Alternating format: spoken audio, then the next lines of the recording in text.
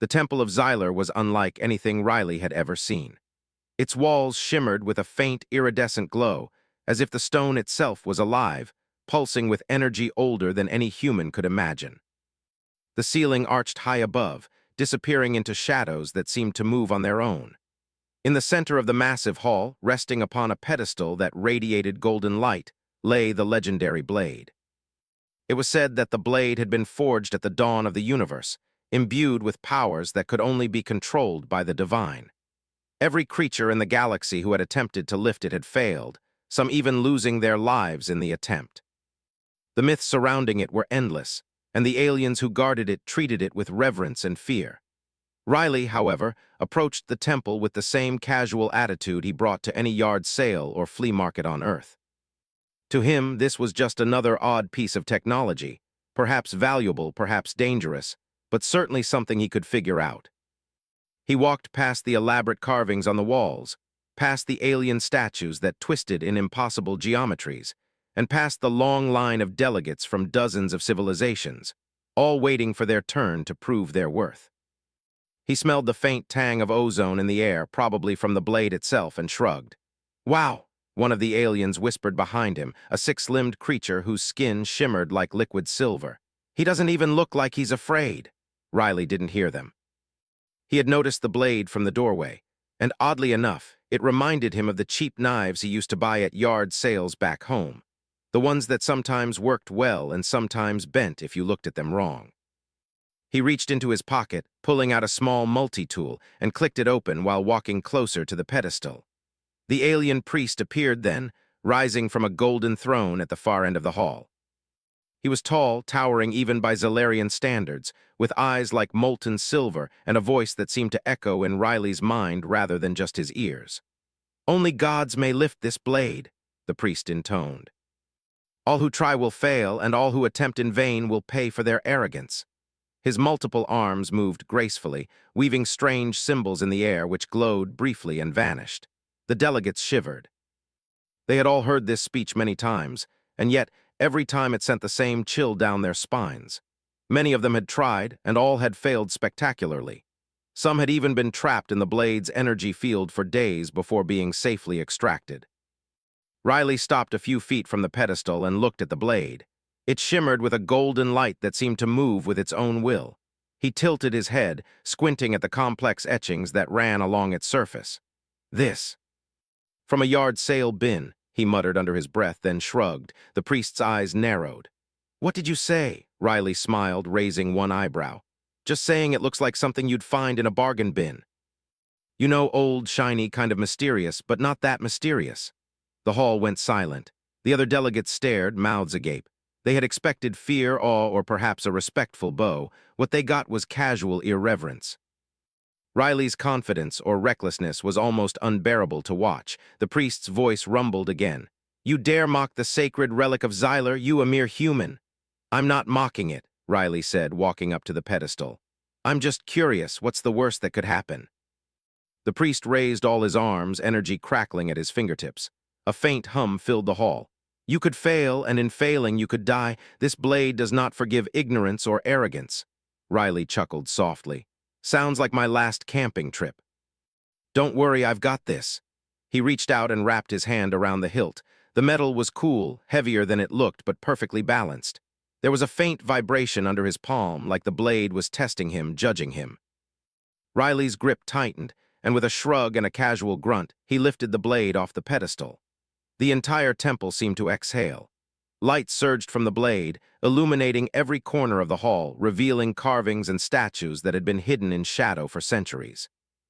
Delegates gasped, and some of the younger aliens stumbled backward in fear. The priest froze, his multiple arms trembling slightly. He had never seen anyone lift the blade, not even in legends had any mortal or divine creature ever done this. Riley held the blade effortlessly, turning it in his hands. "Not bad," he said, testing its weight. "Could use a better handle, though." The priest stepped forward slowly. "Impossible, only gods." Yeah, Riley interrupted, smiling. "You said that already." "I guess I'm just lucky, huh?" The room buzzed with tension. The delegates whispered frantically among themselves. Humans were considered clever and adaptable, yes, but to lift a relic that was meant for deities, That was unthinkable. Even among the most open-minded aliens, the word miracle began circulating in hushed tones. Riley noticed the eyes on him, full of suspicion, admiration, and fear. He lowered the blade slightly.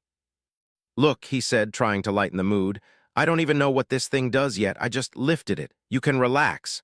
But the priest was not calm. "No mere mortal has ever awakened the blade," he said, voice trembling slightly. "You have disrupted the balance of our traditions and challenged the order of the universe itself." Riley shrugged again, as if it were no big deal. "Traditions are fine," he said. "I like traditions, I like cookies too. But sometimes it's okay to pick up something shiny and see what happens." For a moment the priest said nothing. Then he raised one arm slowly, a gesture of respect or perhaps disbelief. "You must answer for this," he said. "You must prove your worthiness or the blade's power may consume you." Riley nodded. "All right, I like challenges," he grinned. "What's the first test?" The priest's eyes glowed. "The trial of minds," he said. "It is a puzzle of intellect, creativity, and courage. Only those who succeed may wield the blade fully. Failure will not be kind." Riley's grin widened. "Sounds like a puzzle I'd do on a rainy Sunday." The priest raised an eyebrow, clearly both offended and intrigued. "Do you not understand the stakes?" "I understand them fine," Riley said. "I just don't think fear is helpful. Besides, I've never met a puzzle I couldn't figure out." The delegates whispered again. They had all assumed humans were weak and fragile. Yet here one stood, unafraid, holding the legendary blade and challenging a being far older and more powerful than themselves. The priest led Riley through a series of massive doors that opened into a chamber filled with shifting geometric shapes, floating holographic symbols, and lights that defied gravity. The walls themselves seemed alive, rearranging themselves as if testing him before the trial even began. "You must navigate this chamber," the priest said. "Solve the riddles and unlock the path forward. You will face illusions, traps, and challenges that have defeated the most intelligent of our kind. Only then will you prove your worth." Riley looked around. "All right," he said. "Looks tricky, but tricky's kind of my specialty."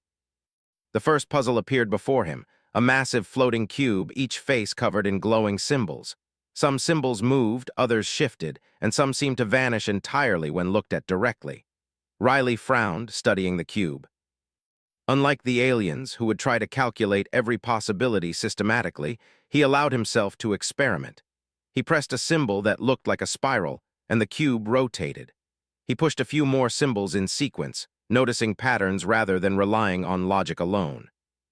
Slowly, piece by piece, the cube unlocked. A section of the chamber opened, revealing another puzzle, and then another. Each was more challenging than the last, testing memory, creativity, and adaptability.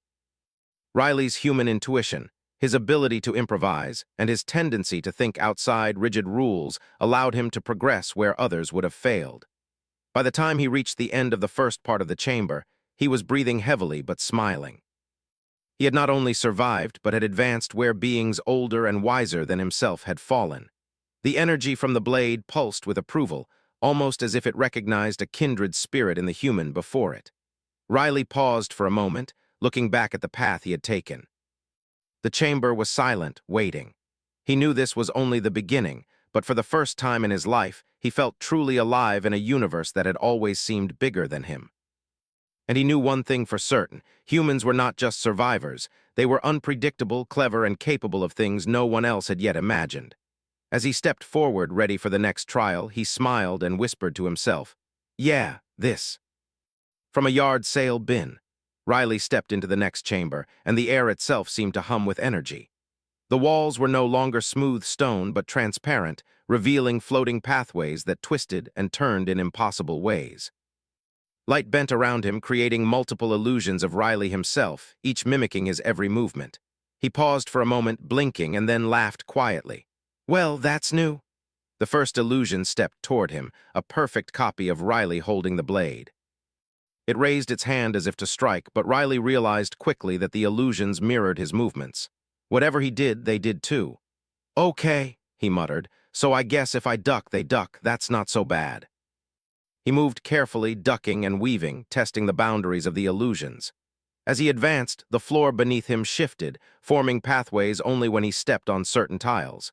He noticed a pattern in the shifting paths, a rhythm. Using his instincts, Riley began to walk in sync with the pulses of the floor. Tiles stabilized beneath his feet as he moved forward, while false paths collapsed into nothingness. The chamber led him into a large open space filled with floating orbs, each glowing with a different color. Some emitted warmth, others cold. Some hummed a low vibration, and a few pulsed in bright flashes that made him squint. Riley's eyes scanned the orbs carefully. He knew this was a test, but it wasn't one about brute strength. It was a puzzle of perception, observation, and patience. He reached for one of the glowing orbs. The moment his fingers touched it, the room shifted.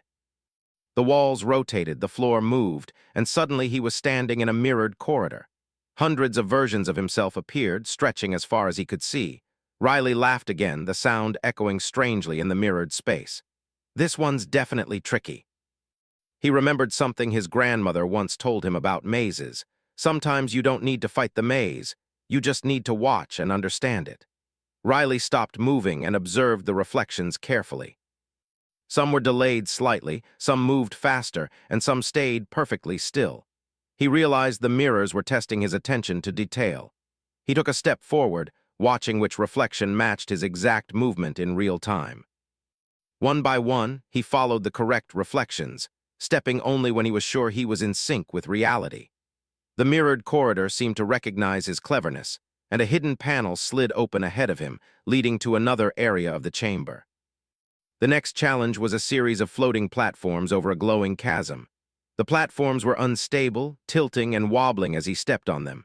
Some were traps, disappearing if touched, while others seemed solid. Riley took a deep breath and focused. He tested each platform lightly before committing his weight, using the tip of the blade to balance himself and gauge which ones were safe. Halfway across, a platform began to shake violently, and a wall of energy shot toward him. He leaped, twisting midair, landing safely on the next platform. The blade hummed in his hands, and he felt a surge of energy flow through him. It was almost as if the weapon itself was guiding him, acknowledging that he was clever enough to handle it. After what felt like hours, Riley reached the other side. The floor solidified beneath him, and he exhaled, wiping sweat from his forehead. The chamber was still, waiting for him to face the next trial. In the center of the room, a massive holographic sphere appeared, spinning slowly.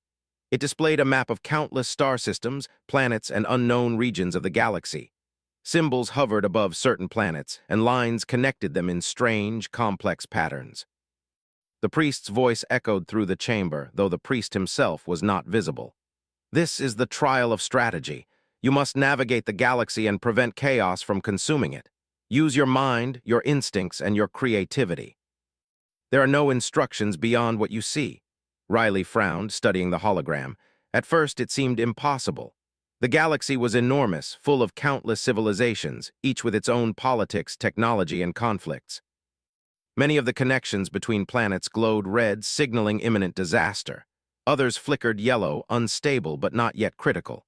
A few were green, stable, and safe. Riley knew that acting without thought could make things worse. He reached out and touched a red planet, and the hologram expanded, revealing details about its inhabitants. A civil war was brewing, fueled by a misunderstanding between two factions.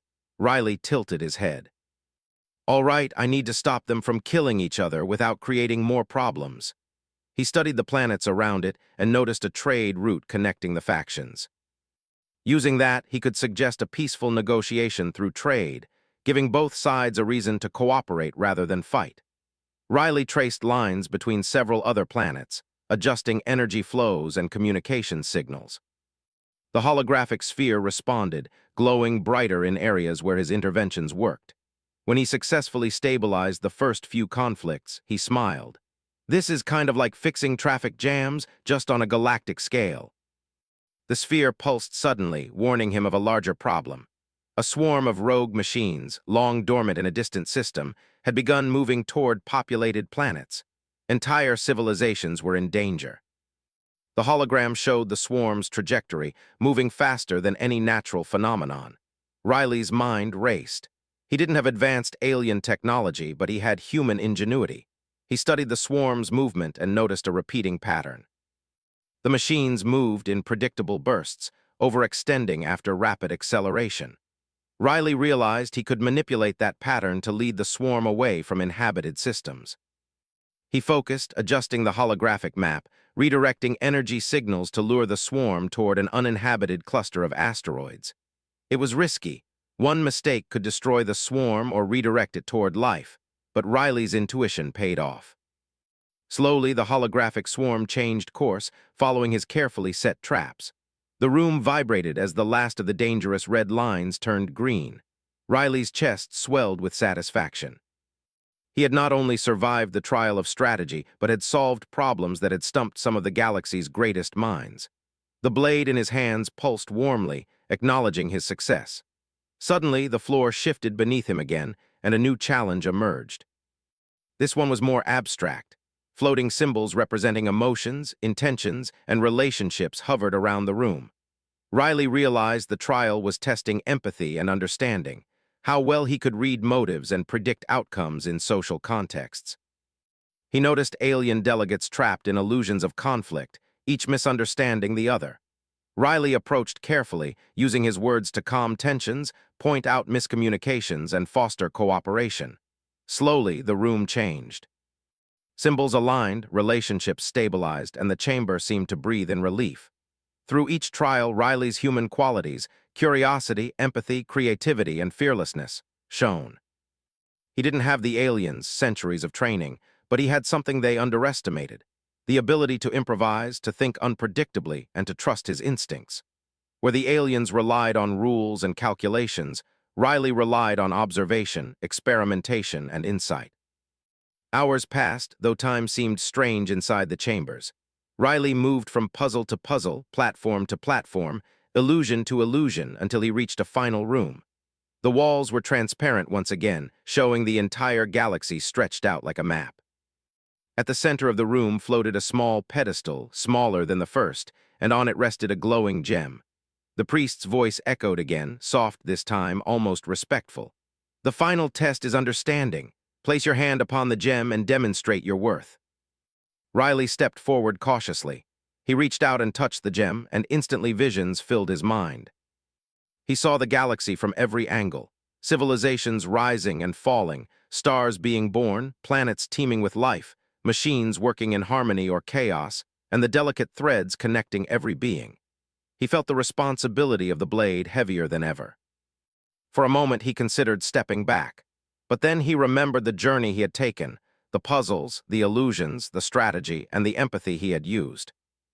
Riley focused on what humans did best: finding creative solutions, connecting seemingly unrelated things, and adapting to whatever came next. He allowed himself to merge with the visions, guiding the threads toward harmony instead of destruction. The gem glowed brighter, and the blade in his hands resonated with the same energy. The chamber vibrated, the illusions disappeared, and a calm silence filled the room. Riley stepped back, breathing heavily but smiling.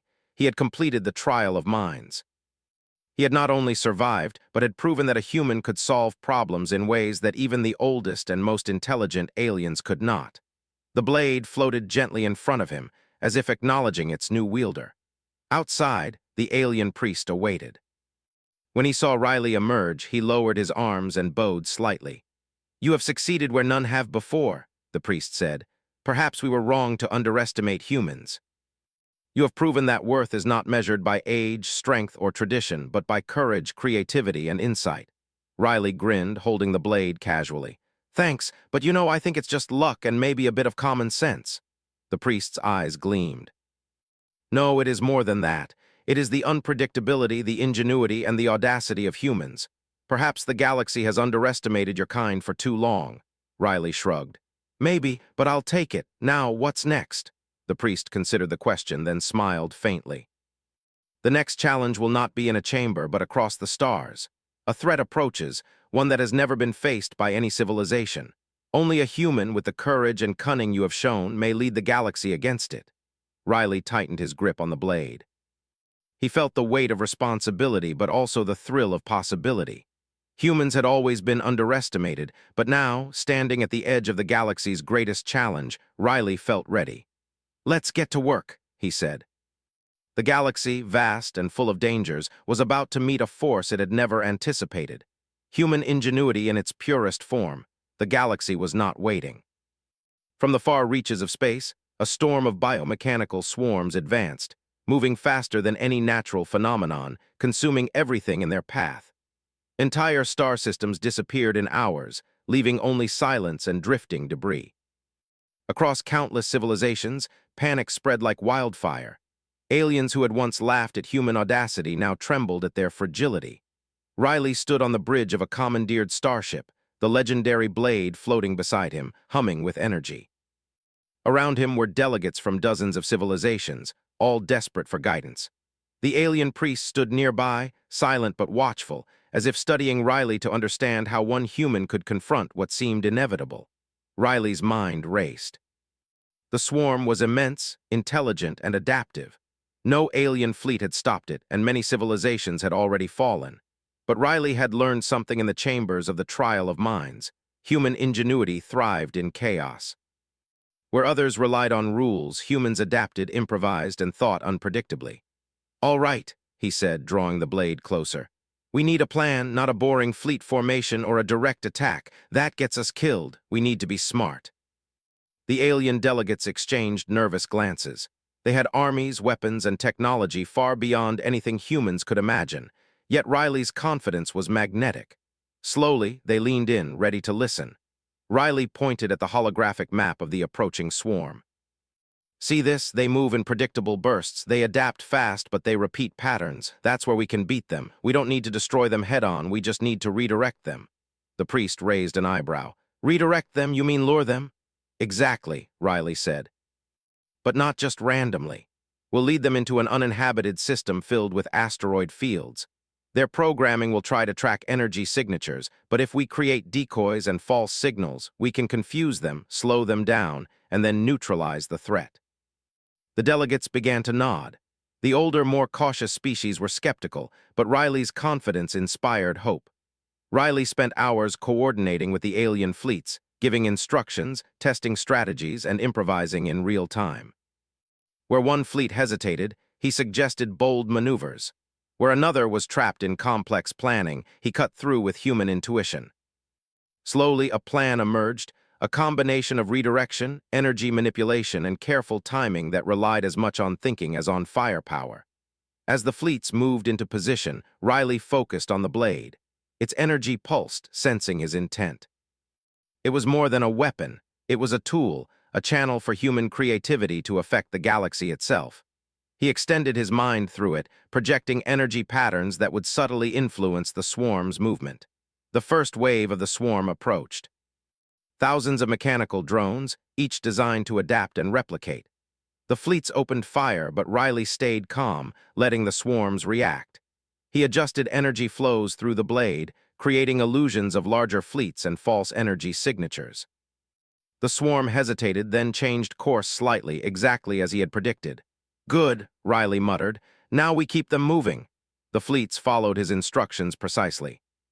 Redirection after redirection, lure after lure, the swarms were guided into a maze of asteroids, energy fields, and decoys.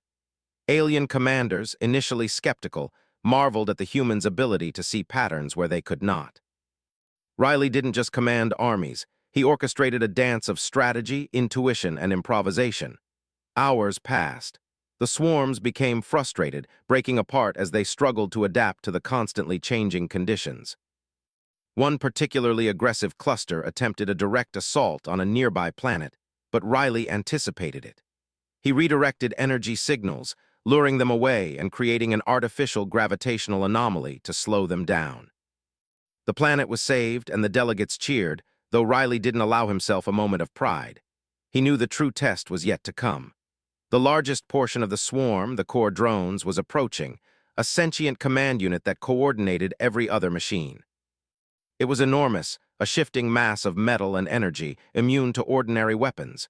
Even the alien fleet's most advanced attacks barely slowed it. Riley studied the core carefully. He noticed something subtle. Its reactions were slightly delayed, as if it had to process the inputs before responding. That delay was small, but enough. If he could manipulate it, even briefly, he could gain the upper hand.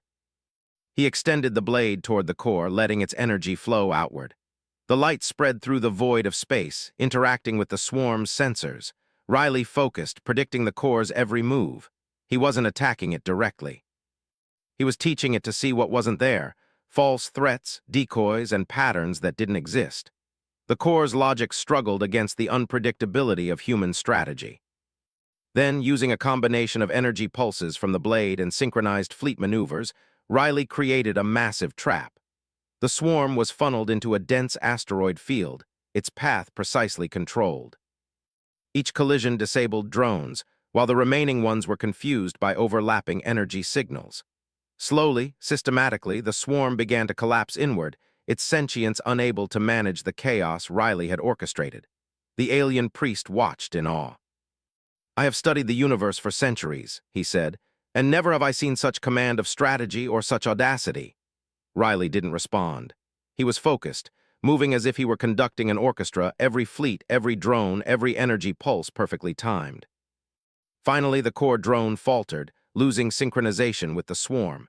In that moment, Riley channeled a final surge of energy through the blade, creating a feedback loop that shut down the remaining machines. The galaxy fell silent. Stars glimmered in the distance, unthreatened, and planets once endangered remained safe. The alien fleets, exhausted but alive, cheered for the human who had just outsmarted an unstoppable force. Riley lowered the blade, breathing heavily but smiling. He had done it. Not through strength, not through divine power, but through ingenuity, observation, and human creativity. He had taken chaos and turned it into order. The alien priest approached, his expression a mix of respect and wonder. "You have done the impossible. You have saved countless civilizations using only your mind and courage. Perhaps humans are not mere mortals. Perhaps you are something more." Riley chuckled, wiping sweat from his forehead. "Nah," he said, "we're just good at thinking on our feet." "And apparently yard sail blades help." The priest's eyes widened slightly at the remark, but he smiled. "Indeed. It seems the universe has underestimated humans for too long. Your unpredictability, your creativity, your courage. These are forces no alien could have imagined. Perhaps the galaxy has only now met its equal in strategy and cunning." Riley looked out at the stars, the aftermath of the swarm visible as drifting remnants of machines. "Guess we'll see what's next," he said. "But if anyone's counting on boring rules and tradition, they're in for a surprise." Over the next days, Riley worked with alien civilizations to rebuild. Where entire fleets and governments had been damaged, humans guided reconstruction with practical, unconventional solutions. He introduced simple innovations that amazed the aliens, energy routing techniques that relied on intuition, logistics systems based on probability rather than rigid planning, and even morale-boosting methods using humor and empathy. The galaxy began to see humans in a new light. They were unpredictable, yes, but brilliant in ways no one had anticipated. Entire councils debated how such a seemingly fragile species could wield so much influence, not through power, but through cleverness and adaptability. Riley himself remained humble. He often wandered among the rebuilt systems, sharing stories of Earth, telling aliens about mundane things like cooking, laughter, and yard sales. And yet every action he took carried the weight of experience and insight, showing that humans' greatest strength lay not in physical might, but in ingenuity, courage, and the ability to think differently. Months later, the alien priest visited Riley again. "You have done more than lift a blade or defeat a swarm," he said. "You have shown the galaxy what humans are capable of. Perhaps you are not gods as we once thought of the blade's previous legends, but you are something equally powerful." Riley smiled, twirling the blade in his hands. "Maybe, or maybe we're just humans who don't quit. That's enough sometimes." The priest bowed, deeply respectful. "The universe will remember this day, and humanity, perhaps, will be the spark that changes everything." Riley looked out at the stars, the blade pulsing gently at his side. The galaxy was vast, full of mysteries, dangers, and challenges yet to come. But he knew humans would meet them with courage, ingenuity, and a refusal to be underestimated. They would rise again and again, shaping the future in ways no one else could predict. And somewhere in the back of his mind, Riley chuckled. All because of a yard sail blade.